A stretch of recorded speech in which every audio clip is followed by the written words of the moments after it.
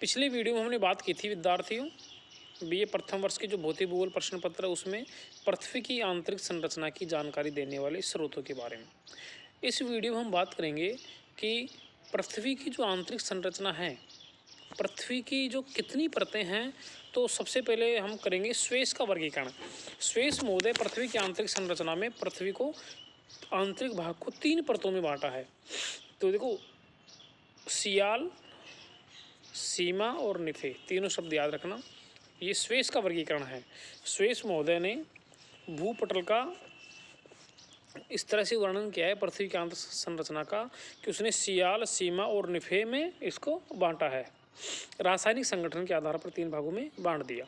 तो सियाल क्या है, सीमा क्या है और निफे क्या है। देखो, सियाल क्या है, तो सियाल SIAL, SI यानी सिलिका और AL का मतलब एल्यूमिनियम। तो इस परत में सिलिका और एल्यूमिनियम की प्रधानता होती है, इसलिए इस परत को सियाल कहा जाता है। SIAL, silica plus aluminium. इस परत का जो औसत घनत्व है वो 2.7 से 2.9 के बीच में है और इसकी जो गहराई है 50 से 300 किलोमीटर तक मानी गई है। और जो ऊपर का भाग वो भूपरपट्टी है। भूपरपट्टी के नीचे 3 परतें बताइए, सियाल, सीमा और निफे।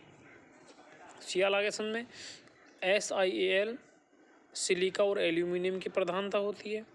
इसका जो औसत घनत्व है 2.7 से 2.9 के बीच में होता है और ये 50 से 300 किलोमीटर गहराई में मानी गई है।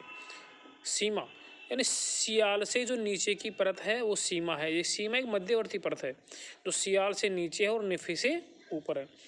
SIMA, इस परत में सिलिका, SI सिलिका और MA का मतलब मैग्नीशियम। इस परत में सिलिका और मैग्नीशियम की प्रधानता होती है, इसलिए इस परत को सीमा SIMA सीमा कहा जाता है।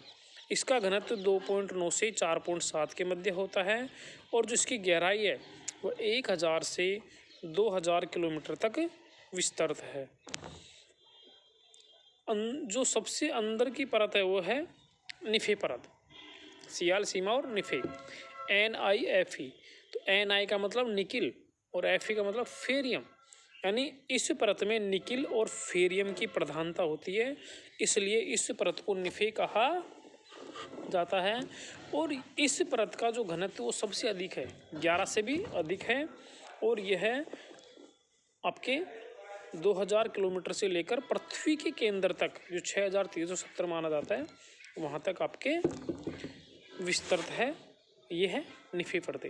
अब ये तो था सामान्य वर्गीकरण स्वेस महोदय का, जिसने रासायनिक संगठन के आधार पर 3 परतें मानी है। अब भूकंप विज्ञान की बात करें हम, तो भूकंप विज्ञान के आधार पर भी मोटे रूप से 3 भागों में इसको बांटा गया है और उसको कहा गया है क्रस्ट, मेंटल और कोर। भूकंप विज्ञान के आधार पर क्या बांटा गया है, क्रस्ट, मेंटल और कोर। तो देखो, क्रस्ट, मेंटल और कोर 3 भागों में बांटा गया है। अब क्रस्ट को भी 2 भागों में बांट दिया, ऊपरी क्रस्ट और निचला क्रस्ट। इसी तरह मेंटल को 2 भागों में बांट दिया, ऊपरी मेंटल और निचला मेंटल। कोर को भी 2 भागों में बांट दिया, आंतरिक कोर और बाह्य कोर।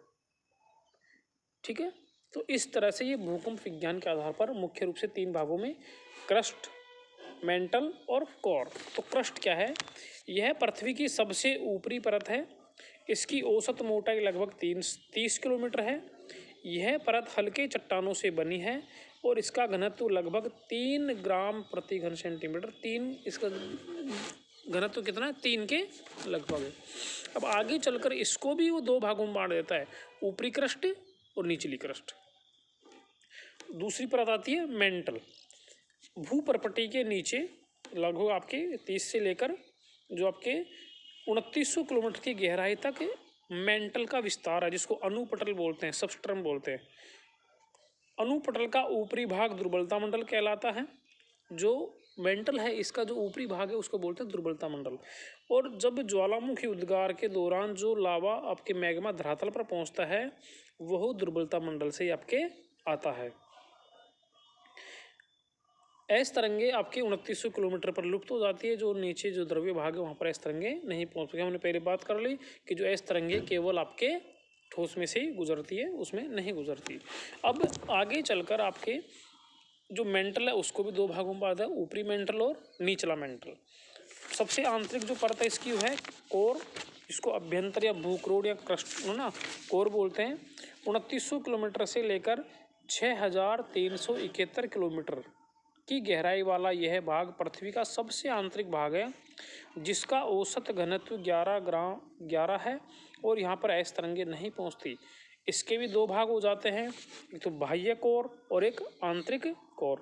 यानी 2900 किलोमीटर से 5150 किलोमीटर वाला भाग तो हो गया बाह्य कोर, और 5150 किलोमीटर से 6371 किलोमीटर की गहराई वाला जो भाग हो गया वो हो गया आपके